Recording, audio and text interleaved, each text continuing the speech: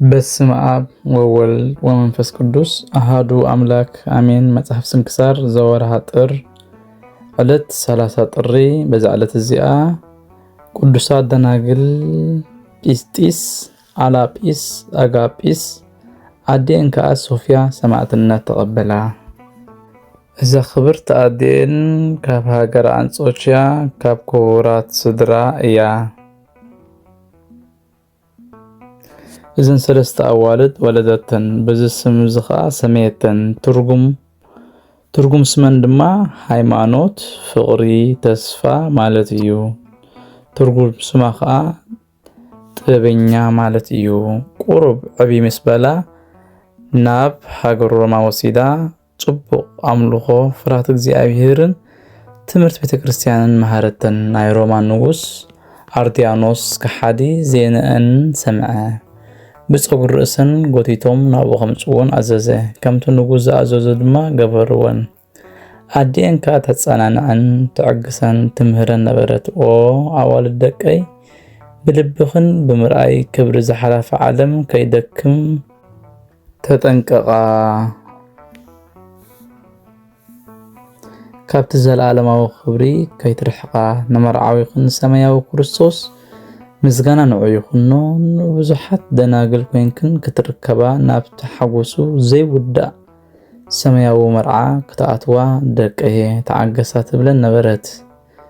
ነተዝዓበየት ጲስጢስ ዕድሚኣ 12 ዓመት፣ ንአላጲስ 10 ዓመት፣ አጋጲስ ከዓ 8 ዓመት ነበረ። ኣብታ ኣደባባይ ንጉስ ምስ በጽሓ ቅድም እተዝዓበየት ጲስጢስ ናብ ንጉስ ኣቕርብዋ። ንጉስ ከዓ ስምዒ ኣነ ንሓደ ካብዞም ኣብ መንግስተይ ዘለው ዝዓበየ ሰብ ከመርዖኪ ብዙሕ ሃብቲ እውን ክህበኪ እየ። ስለዚ ንኣጵሎን ስገድ ይበላ። ንሳ ከዓ ካባይ ርሓቅ ልኡኽ ሰይጣን ኢላ ረገመቶ። ኣብ ልዕሊአን እውን ፀረፈት። ንጉስ ከዓ በባትር ካሃርምዋ ኣጥባታ ክቆርፅዋ ሓዊ ኣጉዶም ናይ መዓር ሰፈር ተበራዐ ነገር ወሲኾም ኣብ ድስቲ ከፍልሕዎ። ካብ ኣሕዋታ ፈልዮም ኣብኡ ከእትዎ ኣዘዘ። ንሳ ከዓ ኣብቲ ድስቲ ቆይማ ጸለየት። እቲ ፍልሓት ናይቲ ድስቲ ከዓ ሃደአ ከም ናይ ኣጋ ጽባሕ ዝሑል ማይ ድማ ኮነ። እቶም ኣብኡ ዝነበሩ ሰባት ከዓ ተደነቑ። ካብኦም ብዙሓት ብጎይታና ብኢየሱስ ክርስቶስ ኣመኑ። ምስጋና ንዑ ይኹን። ኣራእሶም ምስኣ ቆረፅዎም። ኣኽሊል ሰማዕትነት ድማ ተቐበሉ።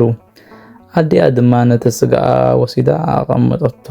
ካብኡ እታ ካልአይቲ አላጲስ ዘስማ ኣቕረብዋ። ዓብይ መቕፃዕቲ ቀፅዕዋ፣ ሃርምዋ። ኣብቲ ዝፈልሐ ዝነበረ ድስቲ ኣእተውዋ። ንግዚኡ ድማ ከም ቁርን ኣሳሒታን ኮነ። ካብኡ ከውፅውዋ እሞ ርእሳ ክሰይፍዋ ኣዘዘ። ሰይፍዋ ድማ ኣኽሊል ሰማዕትነት ተቐበለት። ሶፊያ በታ ዝነኣሰት ጓላ ትፈርህ ነበረት። በቲ ጽቡቕ ምኽራኻ ኣጸናንዓታን ኣዓገሰታን። ንጉስ ከዓ ብመንኮራኩር ገይሮም ከሳቀይዋ ኣዘዘ። ከምኡ ድማ ገበሩ። ንሳ ከዓ ናብ ጎይታና ናብ ኢየሱስ ክርስቶስ ከጸናንዓ ትዕግስቲ ክህባን ኣወየት። ጎይታ ከዓ መልኣኹ ለኣኾሞ ነቲ መንኮራኩር ሰበሮ። ደጊሙ ከዓ ናብ እቶን ሓዊ ከእትውዎ ኣዘዘ። ብመሐወይ ትምህርተ መስቀል ገጻ ማዕተበት። ብርእሳ ከዓ ናብቲ እቶን ሓዊ ተወርወረት። እቲ ሓዊ ከዓ ሽዑ ከም ቆዳዲ ጠሊ ኮነ።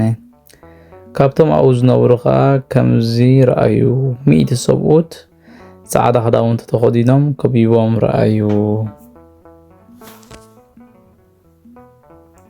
ብዝረኣይዎ ከዓ ኣጸቢቖም ተደነቑ። ብዙሓት ከዓ ብጎይታና ብኢየሱስ ክርስቶስ ኣመኑ። ምስጋና ንዕኡ ይኹን።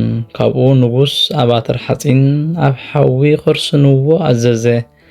ኣብ ጎደና ገበርዎ በሎም። ከምቲ ዝኣዘዝዎ ድማ ገበሩ።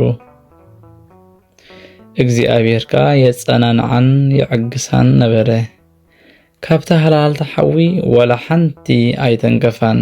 ካብኡ ርእሳ ብሰይፍ ክቆርፁ ኣዘዘ። ተሰይፋ ድማ ምስ ኣሓታ ናይ መንግስቲ ሰማያት ኣኽሊል ሰማዕትነት ተቐበለት። ኣዲአን ሶፊያ ከዓ ኣዋልድ ደቃ ወሲዳ ገኒዛ ኣብ ሓደ ቦታ መእተው እተሃገር ኣብ ፀሓተን ኣብ ልዕሊአን እናበኸየት ድማ ነፍሳ ምስአን ክወስዳ ናብ እግዚአብሔር ኣምላኽ ክልምናላ ትልምን ነበረት። እግዚአብሔር ከዓ ልመና ተቐበለ፣ ነፍሳ ወሰደ፣ ኣዕረፈት። ምእመናን መፅኦም ድማ ገኒዞም ምስ ደቃ ደመርዋ። ነዚ ሓደ ንጉስ ከዓ እግዚአብሔር ከቢድ ሕማም ለኣኹሉ ኣዒንቱ ፈሰሰ፣ ዓፅምቱ ክሳብ ዝርአ ስግኡ ተመላለጠ፣ ኣዳው ብደምን ብመግልን ጨቀወ። ካብኡ ሓሰኻ ይወድቕ ነበረ፣ ኩሉ እንትንኡ መሽሚሹ ብሕማቕ ሞት ሞተ። እግዚአብሔር ምእንቲ እተን ደናግል ከምዚ ገይሩ መቕፃዕቱ ፈደዮ። ናይዘን ደናግል በረኸተን ምሳና ይኹን ንዘለኣለም ዓለም ኣሚን። በዛ ዕለት እዚኣ ቅዱስ ኣቦ ሚናስ ናይ ሃገር እስክንድርያ ሊቀ ጳጳሳት ዓረፈ። ንሱ ቁፅሩ ካብቶም 47 ኣበው ሊቃነ ጳጳሳት እዩ። እዚ ኣቦ እዚ ኣብ ዘመነ ሽመቱ ብዙሕ ሽግር በፅሖ፣ ተጋድልኡ ብፅቡቕ ፈጸመ። ንእግዚአብሔር ባህ ኣበሎ፣ ሞጋሱ እውን ብፅቡቕ ሓለወ። ኣብ ሽመቱ 9 ዓመት ተቐመጠ እሞ ብሰላም ዓረፈ። በረኸቱ ምሳና ይኹን ዘለዓለም ዓለም ኣሜን። ሰላም ለሚናስ ዘተሃረ በድሉ ሊቀ ጳጳሳት ይኩን እምህልቃ አበው እጉስ በመንዳብየ ወበናሱ ይትልወኒ ተንባሊሁ በውስተ ኩሉ ፍናው እምሃይለ ጋኒን ዘይአውድ በበዱ። ሰላም ለሚናስ ተሓረ ብግቡእ በድሉ ሊቀ ጳጳሳት ክኸውን ካብ ቁፅሪ አበው ብሽግር ዕጉስ ከምኡውን بفتنا بمناسو لمانو يسعبني أب كل من قدي أب كل فناو كاب حيل قانين زخلل أب مدري أب مدري بدا بدو بزعلة زياء قدسان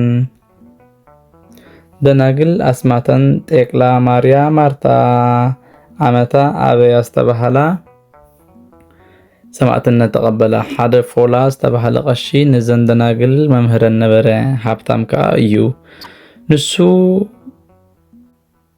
حابتام ايو إلوم اب مكونن كساسوو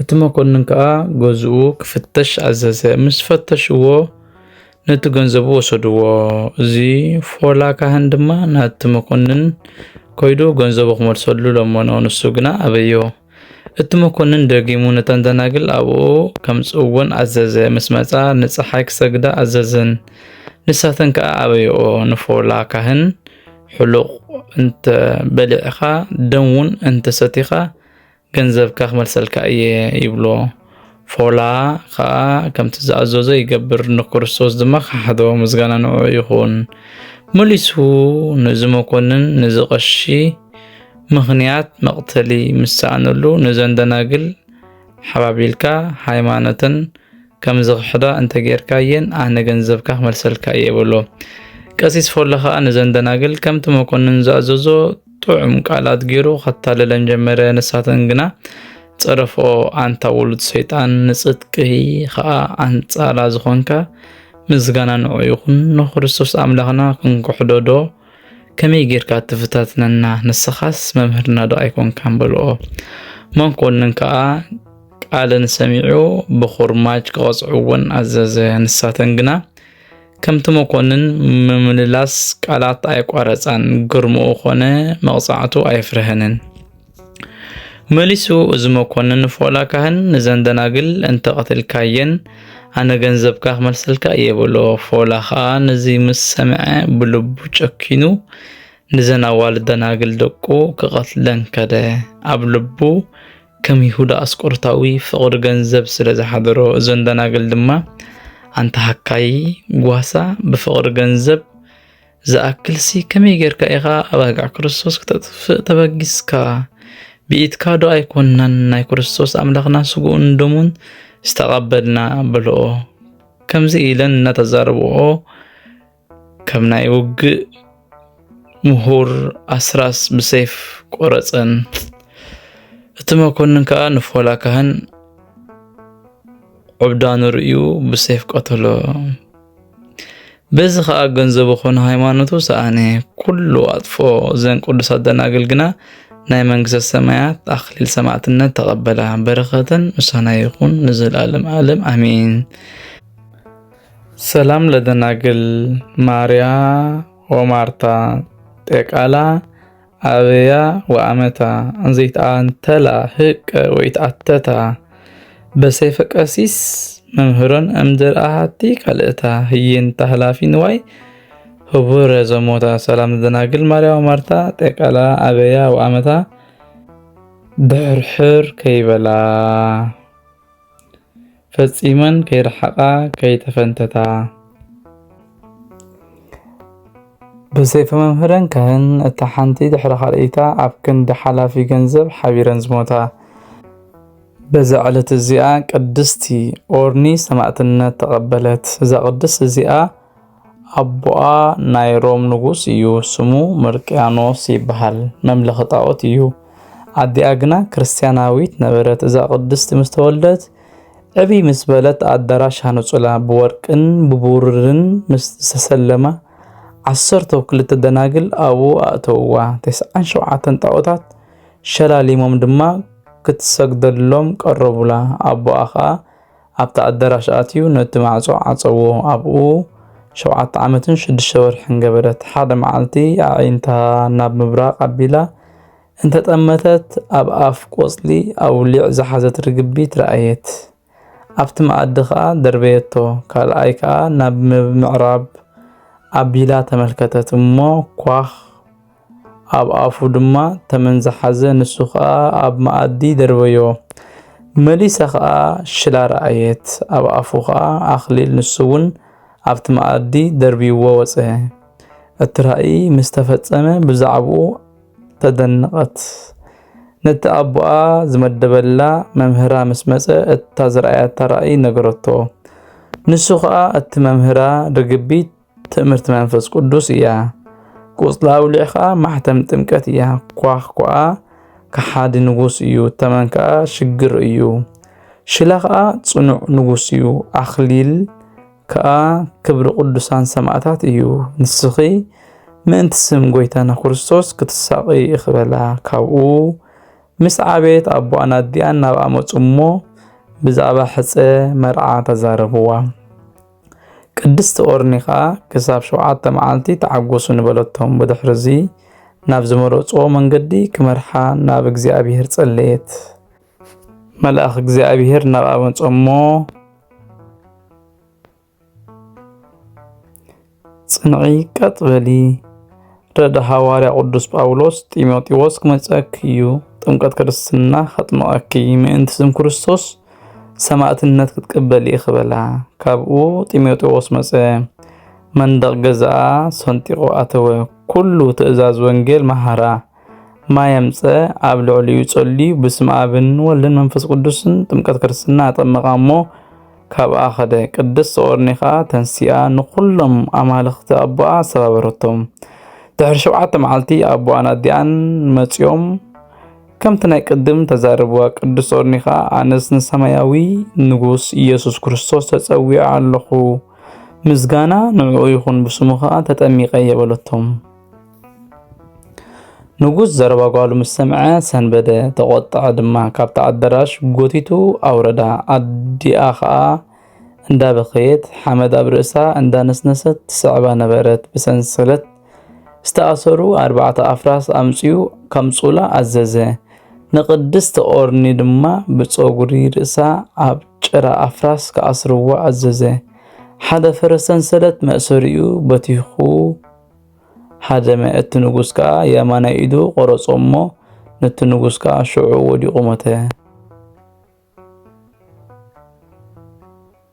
ቅድስቲ ኦርኒ ድማ ተንሲኣ ጸለየት እሞ ንንጉስ ኣባኣ ካብ ሞታ ተንሰአቶ። ኢዱ እውን ከም ናይ ቀደም ገበረትሉ። እቶም ህዝቢ ከዓ ርእዮም ብጎይታና ብኢየሱስ ክርስቶስ ኣመኑ። ምስጋና ንዑ ይኹን። ኣስታት 3,000 ዝኾኑ ድማ ተጠምቑ። ዳኬዎስ ንጉስ ሰሚዑ ናብታ ሃገርቲ ኣተወ። ንቅድስቲ ኦርኒ ሓዛ ብፀጉሪ ርእሳ ክሰቕልዋ ድማ ኣዘዘ። ደጊሙ ድማ ኣትማንን ዕንቅሪትን ናብ ዝመልኦ ናብ ዓሚቕ ጉድጓድ ከእትውዋ ኣዘዘ። እቶም ኣብቲ ጉድጓድ ማይ ዝጸንሑ ኩሎም ብሓይሊ ጸሎታ ሞቱ መሊሱ بمجاز قرصوا عزز التمجاز كا تسبره اتخاد نجوسون موته ود النجوس كا سمعوا نتهاجر كبابا نقدس طورني حزا دوانا أجران ببلحت مسامر كسمروا عزز عبزبانا خا حوت أزملو عيبت قبرولا عبدحر 4 أفراس أسيروم كوغوت ومو سجا أخو قرارت عزز بزون كشنفوا أيكالون ملاك እግዚአብሔር كا نزي خحادي بخوينات እሳት قتلوا ቅድስት ኦርኒ حمومات النحويت ሃይማኖት እናሰበخت موتان እናተንሰት ነበረት ረባዓይ ንጉስ ድማ ናይ ቅድስት ኦርኒ ዜና ሰሚዑ መጸ ናብኡ ጸውዓ ንኣማልኽቲ ክትስውእ ኣገደዳ ምስ ኣቤቱ ኸኣ ናብ ሓዊ ክእትውዋ ኣዘዘ ካብቲ ሓዊ ብድሓን ወፂኣ ኸኣ ነቲ ንጉስ ረገመቶ ንጉስ ከኣ نز تأمرات مسرائية بقويت نبي يسوع كريستوس آمنه كابو نجوس فارس نبتها جرمزين نقدس صورني حزا بتأب إيدو زلو خينات وقامو موتت شعو ملاك እግዚአብሔር مزيو أتنسى بسم قويت نبي يسوع كريستوس الناس بخت كاب عدي نب عدي أتوت تحر قرب معلتات كا ناب جنة حقوس تمسطت صلوتان برختان مسكولات ناس بكريستيان يكون نزل عالم عالم امين سلام لورني سنايت الذكر وسم زبترغاميها سلام اسمك وننو علاتي بزازياه همام بانت اوسو زسرعة السقا ودم وسهلنا يسوطت فكر اب وام سلام نورني طعمت زخري طعمت سم ترجم سما سلام زغصعوا خا بزتفلالي حمام انتي موسبو سرعة سقا ودم اب حلنا ايك قربن فقر ابو خونه فقر بزعلت زيا قدوس غرغوريوس رأي حبوات مذكرت خونه امالدنوتو مسانا يكون نزل عالم امين بزعلت زي أكريستوس تجدالي عرفه إذا قدس زي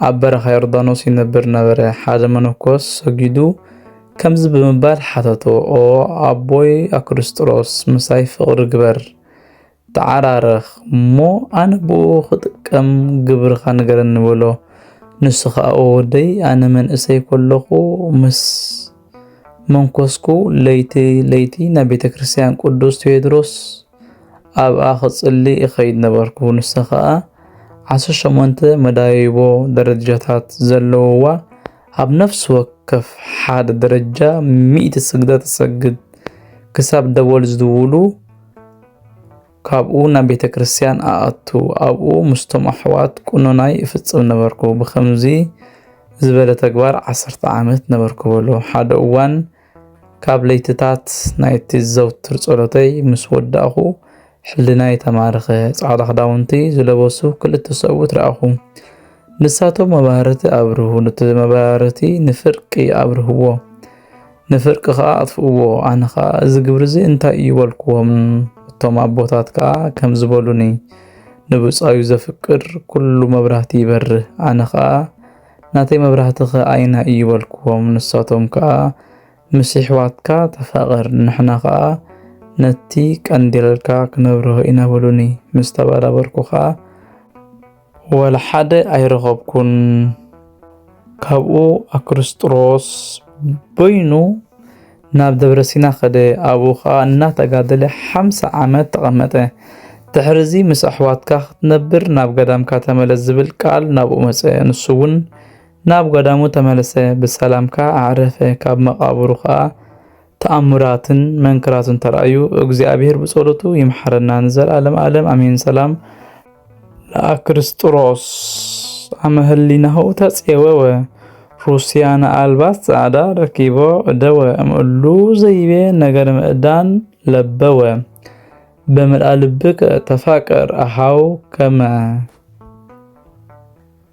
كان ديالك ياستر إيهتو سلامنا أكريستوس مستمارخ حلنو صعدا الباسة زلبسو سبوت رخيبو أبو كابتم حدث زبولو زربا معدو سميعو تفاقر مسحواتكا بلبخا بملوء ቀንዴል ካበርሂ ክረአዩ ሽዑ በዛዕለት እዚኣ 13,040 ነፍሳት ማሕበር ቅድስቲ ኦርኒ ሰማዕትነት ተቐበሉ ከምኡውን ንጻድቃን ናይ ደብረ ዲዮጋ መዘከርታ ዕረፍቶም እዩ ምስ በረኸቶም ምሳና ይኹኑ ዘለዓለም ዓለም ኣሜን ሰላም እብል ለብዙሃት አእላፋት እለነፂሮሙ አምኑ ትንሣኤ ኦርኒ እሞት እሉ አሃው ዘማሃቲ ጥምቀት ይሰውሩን በጽድቆም እምጌጋይ ክሱት ህፍረት ባሉ ፍጹም ከመይሰውር ቤት ሰላም እብል ንብዙሃት አእላፋት ርእዮም ዘአምኑ ትንሣኤ ኦርኒ ከሞት ንሳቶም አሕዋትዮም ካብ ሓንቲ ጥምቀት